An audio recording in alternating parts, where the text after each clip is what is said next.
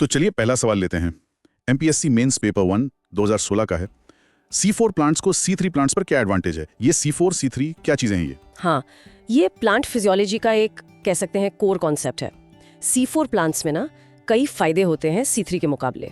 सबसे पहले तो उनका जो मेन कार्बोक्सिलेटिंग एंजाइम है PEP कार्बोक्सिलेज, वो CO2 के लिए ज्यादा सेंसिटिव होता है। ज्यादा सेंसिटिव? C3 वाले एंजाइम से ज्यादा? जी हाँ, रुबिस्को से कहीं ज्यादा। और इनमें खास तरह के सेल्स होते हैं, बंडल शीथ सेल्स। ये क्या करते हैं, CO2 को वहां कॉन्सेंट्रेट करते हैं। अच्छा, तो ये बंडल शीथ सेल्स एक तरह से CO2 जमा करते हैं? बिल्कुल।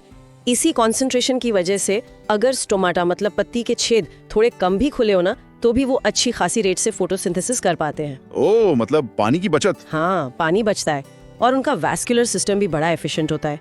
फोटोसिंथेट्स यानी जो खाना बनता है फोटोसिंथेसिस से, वो तेजी से पौधे में पहुंचता है।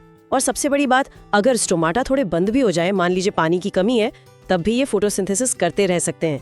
इसी से ये ड्राउट रेजिस्टेंट बनते हैं। अच्छा, यानी सूखा झेल जाते हैं बेहतर। बिल्कुल, इसीलिए गर्म और सूखे माहौल में C4 प्लांट्स अक्सर बाजी मार ले जाते हैं। दिलचस्प है कैसे अलग अलग अडेप्टेशंस हैं। चलिए अब पौधों से थोड़ा आगे बढ़ते हैं, ग्रीन हाउस की बात करते हैं। एमपीएससी मेंस पेपर 1 2017 का सवाल, थर्मोप्लास्टिक्स ग्रीन हाउस डिजाइनर्स को इतने पसंद क्यों आते हैं? इसके दो मेन कारण हैं। पहला तो है उनकी फिजिकल प्रॉपर्टीज। फिजिकल प्रॉपर्टीज मतलब? जैसे कि स्टिफनेस है ना, मजबूती, जिसे रोबस्टनेस कहते हैं, और रेजिलियंस मतलब दबाव झेलकर वापस अपनी शेप में आना। ये गुण उन्हें मौसम की मार झेलने लायक बनाते हैं। ठीक है, मजबूती। और दूसरा है मैन्युफैक्चरिंग। इन्हें कुशल मास प्रोडक्शन टेक्निक्स से बनाना आसान है। हाँ। तो लेबर कॉस्ट कम हो जाती है। हाँ, समझ गया, मजबूत भी और बनाने में सस्ता भी। ओके। हाँ, यही बात उन्हें प्रैक्टिकल बनाती है। अच्छा, अब फसल तैयार हो गई, उसकी बात वैक्सिंग। IGKV सीधी हॉर्टिकल्चर 2018 का सवाल है, वैक्सिंग क्या कम करती है? ये फलों पर मोम क्यों लगाते हैं? देखिए, वैक्सिंग का जो प्राइमरी फंक्शन है वो है मॉइस्चर लॉस को कम करना, नमी का नुकसान। हाँ, ये फल या सब्जी की सतह पर एक सेमी परमिएबल बैरियर बना देती है। हाँ। मतलब एक झिल्ली जैसी। ये पानी के वाष्प को बाहर निकलने से रोकती है। इससे ट्रांसपिरेशन और रेस्पिरेशन दोनों की रफ्तार धीमी हो जाती है। अच्छा। तो ये सिर्फ चमक बढ़ाने वाली बात नहीं है, इससे असल में ताजगी। हाँ, चमक तो एक साइड बेनिफिट है, असली काम है नमी बचाना। इससे वजन बना रहता है, ताजगी दिखती है और सबसे जरूरी शेल्फ लाइफ बढ़ जाती है। समझ गया, बहुत उपयोगी है ये तो। चलिए अब बीज पर आते हैं, फसल का बिल्कुल शुरुआती पॉइंट। IGKV CET हॉर्टिकल्चर 2018 का ही एक और सवाल, ब्रीडर सीड के टैग का रंग क्या होता है? ये टैग के रंग बड़े कंफ्यूजिंग होते हैं। हाँ, ये कंफ्यूजिंग लग सकते हैं, पर असल में ये सीड सर्टिफिकेशन सिस्टम का बहुत इंपॉर्टेंट हिस्सा है। ये रंग बीज की क्लास और प्योरिटी बताते हैं।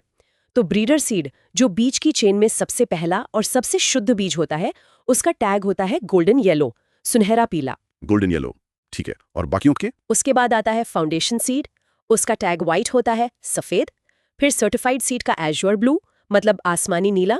और एक होता है ट्रूथफुली लेबल्ड सीड, उसका ओपल ग्रीन, हल्का हरा। अच्छा, golden yellow, white, azure blue, opal green, ठीक है, ये याद रखना पड़ेगा। जी, ये सिस्टम किसानों को सही क्वालिटी का बीज चुनने में मदद करता है। सही बात है।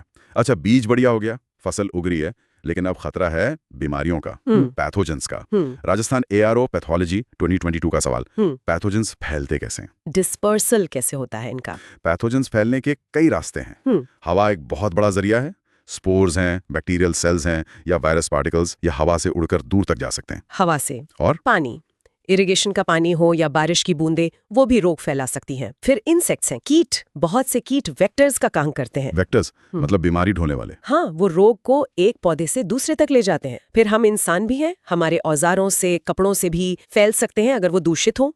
और हाँ, मैकेनिकल ट्रांसपोर्ट, जैसे खेत में चलने वाली मशीनें, गाड़ियां, वो भी मिट्टी या पौधे के हिस्से एक जगह से दूसरी जगह ले जा सकती हैं, और उनके साथ पैथोजन भी। तो डिजीज मैनेजमेंट के लिए ये सब जानना जरूरी है। बाप रे, मतलब हर तरफ से खतरा है। इसी से जुड़ा एक और सवाल, ये काफी कॉमन है, yellow vein mosaic disease YVMD, ये किस फसल के लिए बहुत डिस्ट्रक्टिव है? YVMD सबसे ज्यादा नुकसान पहुंचाती है ओकरा को, भिंडी को। भिंडी में? हाँ, सुना इसके बारे में। जी, इसमें पत्तियों की नसें एकदम पीली पड़ जाती हैं, पत्तों पर क्लोरोटिक पैचेस मतलब पीले पीले धब्बे बन जाते हैं, पौधे की ग्रोथ रुक जाती है और उपज का नुकसान बहुत ज्यादा होता है, 50 से लेकर 94% तक। इतना ज्यादा? हाँ, ये होता है भिंडी येलो वेन मोज़ेक वायरस से, और इसे फैलाती हैं व्हाइट फ्लाइज, सफेद मक्खियां। अच्छा, व्हाइट फ्लाइज हैं इसकी वेक्टर। बिल्कुल। तो आज हमने काफी कुछ कवर किया, C4 प्लांट्स की एफिशिएंसी, थर्मोप्लास्टिक्स के फायदे, वैक्सिंग का असली कारण, बीज के टैग्स का मतलब और पैथोजेंस कैसे फैलते हैं, खासकर भिंडी की YVMD। हाँ, और जैसा हमने शुरू में कहा, सिर्फ जवाब नहीं बल्कि उसके पीछे का कारण समझना